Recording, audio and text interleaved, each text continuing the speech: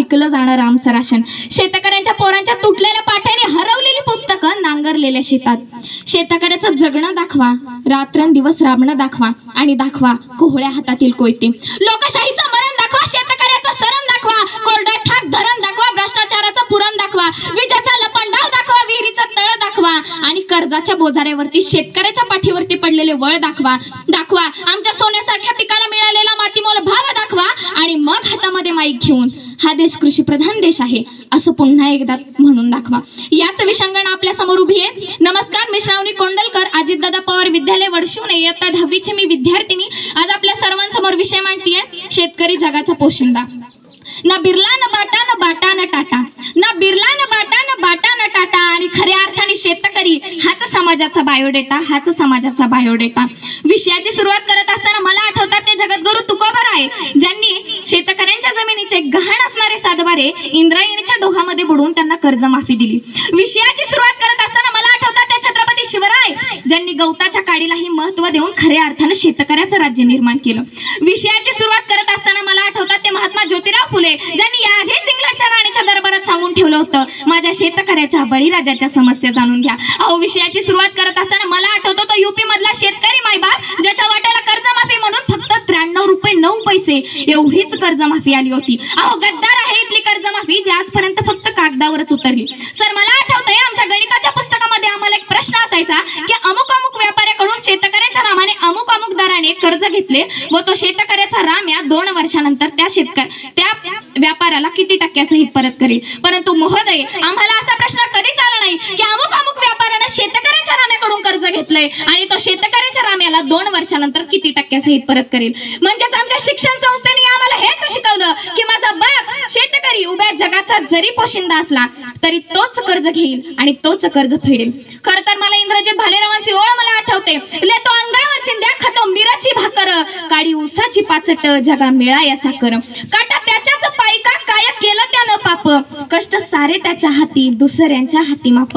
खर तर इंद्रजित भालेरावांनी या कवितेत मांडलेली शेतकऱ्याची गाथा आणि आज वास्तवात असणाऱ्या माझ्या शेतकरी बापाची व्यथा काही वेगळी नाही. मायबाप सरकार आज कसं झालंय माहितीये का, राजकारणाचा कुकर, त्यातून येणाऱ्या आश्वासनाच्या शिट्ट्या आणि त्या शिजणाऱ्या भ्रष्टाचाराच्या खिचडीमुळे आजपर्यंत माझ्या शेतकरी बापाचं पोट कधीच भरू शकलं नाही. अहो, बोलायचं नाही का, बोललंच पाहिजे. अहो, विकासाचे नारळ फोडण्यासाठी तुम्ही आमच्या जमिनी वापरताय, पण खोबरं तर तुम्हालाच मिळतंय आणि आम्हाला मात्र घोडभर पाण्यासाठी सुद्धा रडावं लागतंय. ही इथली खरी आमची दयनीय अवस्था आहे. अहो, प्रत्येक ठिकाणी आज सरकार प्रत्येकाची अडचणी समजून घेते, प्रत्येकाच्या अडचणींचं निरसन करते, मग माझ्या शेतकरी मायबापाचे विचार तुम्ही काय कोण घेत नाही. अहो, शेतकऱ्यांनी दुसरं तर काही मागितलं नाही ना, त्याने कमवलेल्या, त्याने पिकवलेल्या मालाची फक्त तो योग्य दरात, योग्य भावात माझ्या मालाची विक्री करा, एवढंच तर मागतोय तुमच्याकडे. तेवढंही मागणं तुम्ही आमचं पूर्ण करत नाही. अहो, अख्ख्या जगाला जगवणारा आज शेतकरी, आज प्रत्येक जण म्हणतंय पंतप्रधान मोदी हे देशाचे पंतप्रधान आहेत, पण पंतप्रधानांना जगवणारा सुद्धा माझा शेतकरी मायबाप आहे. एकेकाळी या भारतात सोन्याचा धूर निघायचा,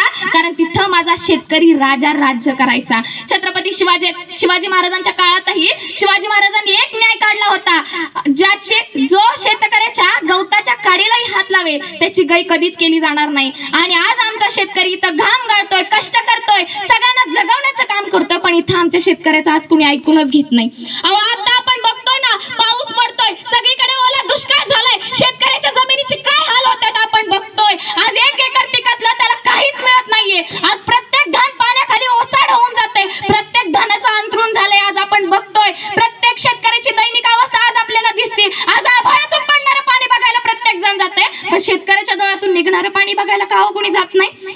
मध्यंतरी टोमॅटोचे भाव जरा जास्तच वाढले होते. तोच टोमॅटो खरेदी करणारे लोक शेतकऱ्याकडे येऊन मंत्र्यांकडे जाऊन म्हणू लागले, शेतकऱ्याच्या टोमॅटोचे भाव जरा कमी करा, आम्हाला टोमॅटो विकत घ्यायची पंचायत झाली, आम्हाला खायची पंचायत झाली. अरे, खायचं नाही, घ्यायचं नाही, नका घेऊ. विनाकारण का शेतकऱ्याच्या पोटावरती पाय देता. अहो, त्याने कष्ट करून घाम गाळून उगवलेलं पीक आहे होते, त्याने जेवढं कष्ट केलं तेवढं तरी त्याला मिळू द्या. आमच्या सरकारलाही शेतकऱ्याचा आनंद बघवला नाही, त्याने धडकन निर्णय घेऊन टाकला, कुठलाच विचार न करता शेतकऱ्याच्या टोमॅटोचे भाव कमी. तोच टोमॅटो शेतकऱ्याने उचलून रस्त्यावर नेऊन फेकून दिला आणि त्यावेळेस एकही मायकाला लिहून म्हणाला नाही आता शेतकऱ्याचं नुकसान होतं, त्याचं बजेट ढासळते, टोमॅटोचा भाव वाढवा. नाही हो, कुणी म्हणालं प्रत्येकाचा विचार करणारा माझा शेतकरी, प्रत्येक जगाला, देशालाच नव्हे तर या जगाला जगवणारा माझा शेतकरी, आणि त्याचं काय होतंय, त्याचे हाल काय चालले हे बघणारे इथं कुणीच नाही. अहो कधीतरी आमच्याही अडचणी तुम्ही समजून घ्या ना. आज सरकार म्हणतंय की शेतकरी आपल्या धानाची साठवण ही खूप जास्त प्रमाणात करून ठेवतो म्हणून त्याला कुठलीच अडचण येत नाही. बरोबर आहे, बरोबर आहे. पावसाळ्यात पाणी गळून घरात अख्खा पाण्याने तुडुंब भरतोय आणि त्याच पाण्याची वाट शेतकरी वर्षभर बघतोय. तो आपल्या धान्याची साठवण करून ठेवेल कुठं आणि ठेवेल कशाला, प्रश्न पडायला हवा. खरं तर आज प्रत्येक जण शेतकऱ्याला चुकीचं ठरवतंय, पण चुकीचं ठरवण्याचं कारण मात्र कुणीच सांगितलं नाही. अहो शेतकऱ्याची जाणीव आम्हाला त्यावेळेस होते जेव्हा कोरोनासारखा काळ येतो. कोरोनासारख्या काळात आपण डॉक्टरांचे आभार मानले, शिक्षकांचे आभार मानले, ऑनलाईन आपल्याला शिक्षण देणाऱ्या प्रत्येक शिक्षकाचे आपण आभार मानले, आपण पोलिसांचे आभार मानलेच पाहिजे. पण एकाला आपण जाणून विसरलो, शेतकरी. होय शेतकरी. अहो प्रत्येक ठिकाणी कोरोनाला राष्ट्रीय आपदा मानून पीएम फंड मध्ये सहकुशीने पैसे जमा करणाऱ्याचे आपण कौतुक केले, परंतु आपल्या 3 एकर शेतीमधला 1 एकर शेती दान करणाऱ्या साताऱ्यातील शेतकऱ्याला मात्र आपण विसरतो. प्रत्येक वेळी जर अशी आपदा निर्माण झाली ना त्यावेळेस शेतकरी काय चीज आहे हे अख्ख्या जगाला कळेल. अहो आज दुर्दैवाची गोष्ट की शेतकरी आणि सरकार यामध्ये आम्हाला थेट संघर्ष पाहायला मिळतोय. शेतकऱ्याची मनस्थिती आज कोणी जाणूनच घेत नाहीये. अहो प्रत्येक वेळेस शेतकऱ्यांनीच का कमीपणा घ्यायचा. हाच शेतकरी जर आंदोलन करायला रस्त्यावरती बसला तर अख्खा देश अन्न आणि पाण्या वाचून तरपडून मेल्याशिवाय राहणार नाही. मग आजच्या आमच्या शेतकऱ्याच्या पोरांनीही वावर आहे तर पावर आहे असं म्हणत हिंडत बसण्यापेक्षा ती पावर आपल्या वावरामध्ये कशी निर्माण होईल याच्यावर भर द्या, या गोष्टीचा विचार करा. तंत्रज्ञान नावाचा बंदिस्त शब्द आपल्या बापाच्या बांधापर्यंत कसा पोहोचेल याचा विचार करा आणि खऱ्या अर्थानं विकासाला सुरुवात करा. मग आपण म्हणू शकतो की माझा बाप शेतकरी उभ्या जगाचा पोशिंदा. नुसता पोशिंदा म्हणायचं नाही, त्या पोशिंद्याच्या घरची भाकर, त्या पोशिंद्याच्या टोपल्यात जाऊन भाकर आहे का, त्या पोशिंद्याचं पोट भरतंय का हेही आमच्या सरकारने बघितलं पाहिजे. जाता जाता एवढंच म्हणेल, गंगा की कसम यमुना की कसम ये ताना बाना बदलेगा, रावी की रवानी बदलेगी और जोश में अगर होश हो तो जालिम का जमाना बदलेगा. कुछ तुम बदलो कुछ हम बदले, कुछ तुम बदलो कुछ हम बदले, आओ मिलकर किसान की जिंदगी बदले, आओ मिलकर किसान की जिंदगी बदले. जय जवान जय किसान, अन्नदाता सुखी भव. धन्यवाद.